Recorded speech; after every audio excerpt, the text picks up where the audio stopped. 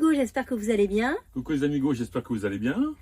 Alors après de nombreuses demandes, de nombreuses questions concernant le camping-car, on a décidé effectivement avec José de vous faire cette vidéo. Alors nous sommes à l'intérieur du camping-car parce qu'il fait excessivement chaud à l'extérieur. Le Portugal, hein. C'est pour ça que vous voyez les stores fermés. On vient d'arriver à Évora qui est au centre du Portugal. On a quitté Lisbonne pour visiter un peu le centre. Et quand on sort effectivement de la mer, on se rend très vite compte que tout de suite c'est très étouffant. Mais on voit des beaux endroits et c'est ça le principal.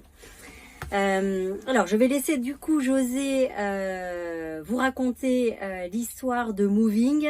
Moving est le nom de notre camping-car, depuis quand nous l'avons, pourquoi nous l'avons choisi, quels étaient finalement les critères d'achat, alors pour lui et pour moi, puisque évidemment vous en doutez, ce ne sont pas les mêmes, mais je vous expliquerai ça dans un second temps. Alors je laisse la parole à José. Donc moi, camping-cariste depuis un peu plus de 20 ans maintenant, et j'ai démarré tout d'abord pour louer les camping-cars, ce qui m'a permis de découvrir un peu. Ensuite, j'en ai acheté un avec Virginie il y a 5 ans, à peu près 5-6 ans, qu'on a gardé 1 an. On s'est très vite rendu compte que l'espace à vivre, il nous manquait 40 ou 50 cm, donc du coup, puis on est allé aussi à la montagne, hein. Du coup on l'a changé, et on a pris celui-ci qui est beaucoup plus adapté pour notre confort et aussi pour notre voyage, hein, qui va durer, je vous rappelle, entre 1 an voire 2. Donc on a choisi plutôt un intégral. Le premier était un profilé en fait. Donc alors celui-ci est équipé pour l'hiver bien sûr, donc on l'a quand même énormément essayé, testé à la montagne, hein, que ce soit dans les Vosges, dans le Jura, dans les Alpes, en altitude, en immersion totale, sans se brancher, hein, parce qu'on a aussi maintenant on est complètement autonome avec notre batterie au lithium, hein. On avait 2 batteries cellules et c'était pas spécialement efficace parce que le matin on devait mettre en route pour faire un café expresso. Voilà, on n'a pas trop compris chez Rapido ce qu'ils nous avaient foutu, mais en tout cas on a changé, on a pris du lithium, on n'a qu'une batterie au lieu de 2, donc on a gagné en poids. On a gagné en autonomie et là je vous dis franchement on est autonome à 100% avec l'application sur le téléphone et tout. On peut suivre la recharge, la consommation. On a un Cokeo, une cafetière expresso, on branche des appareils électriques, un petit chauffage d'appoint quand on va attaquer les parties les plus froides du voyage. Sinon on en est très content, franchement très content. Donc le modèle c'est un 80-96 DF. Donc lit central, parce que ça faisait partie effectivement de mes critères. 7,50 m. 7,49 m précisément. Moi je voulais aussi une pièce à vivre en face à face parce que je trouve que ça permet d'avoir un peu plus de volume pour circuler entre l'avant et l'arrière du camping-car.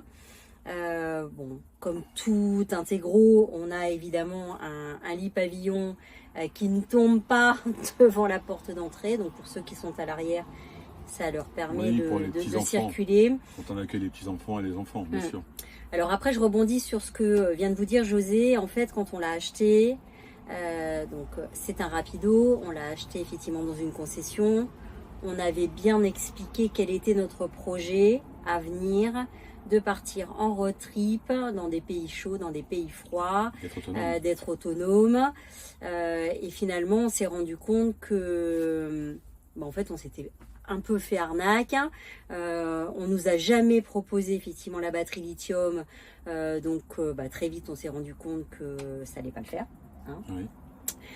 Ensuite, quand on l'a acheté, on a mis 2 panneaux solaires justement pour être autonome. Une deuxième batterie. Et une deuxième batterie. Raconte l'histoire effectivement des panneaux solaires parce que ça c'est folklorique. En fait, on avait un camping-car à côté de nous qui pendant une semaine n'a jamais mis en route son camping-car. Et nous, tous les matins, pour faire un café, on devait mettre en route. Alors qu'ils avaient en fait branché. Le branchement n'était pas bon en fait. Ils avaient branché, il y a un panneau solaire et une batterie qui rechargeait à la fois. Alors qu'on était plein cagnard, plein soleil à la montagne et les 2 panneaux solaires auraient dû recharger en même temps.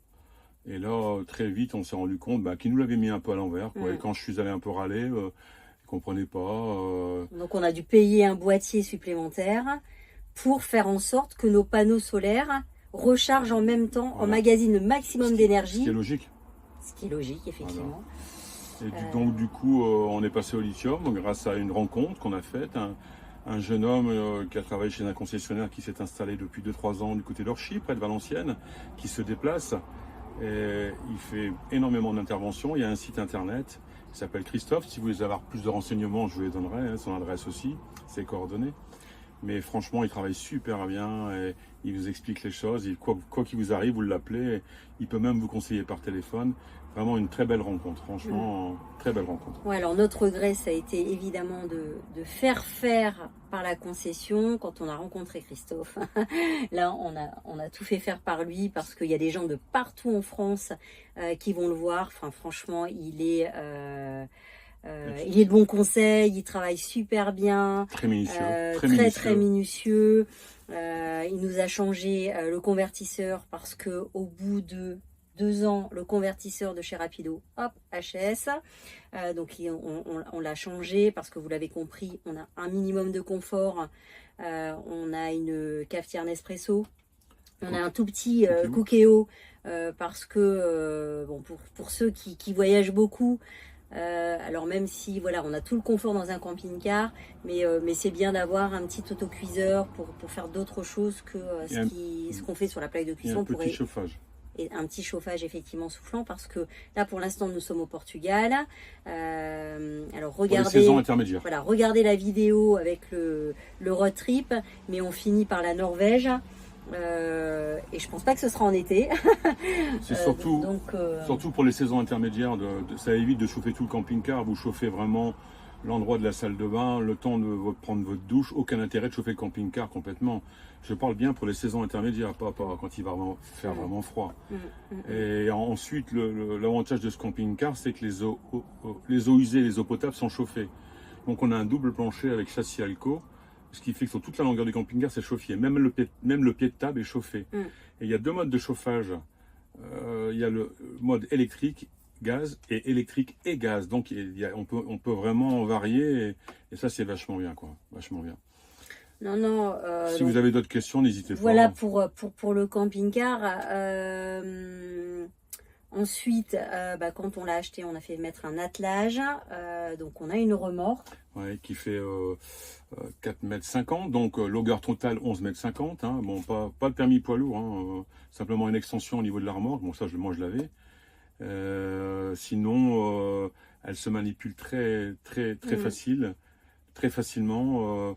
Avec une moto, 2 motos dedans. On peut mettre 2 motos, mais on a mis un scooter entre autres et les roues de secours et les 2 vélos électriques.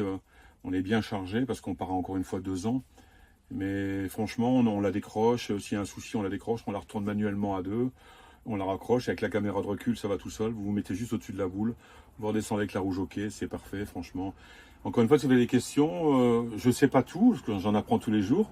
Mais je suis camping-cariste depuis plus de 15 ans et à chaque sortie, on apprend des choses. Donc j'ai plein de petites astuces. N'hésitez pas à revenir vers moi, je vous les expliquerai. Voilà. Oui, on essaye de ne pas trop rentrer dans les campings. Alors encore une fois, c'est pas une question de coût, mais c'est une question de liberté. Donc hier, vous voyez, on était dans un petit village, pas d'aire de camping-car sur par Fortnite et sur les autres applications. Bon, finalement, on a quand même trouvé de quoi se stationner. Bon, nous, on est très itinérants. L'objectif de notre voyage, c'est de découvrir, de faire des rencontres humaines aussi, hein, d'échanger avec les gens, savoir eux aussi comment ils font. Donc c'est pour ça que dans la dernière vidéo, je vous avais demandé ce que vous en pensiez de l'application Home Camper, si vous l'aviez testé.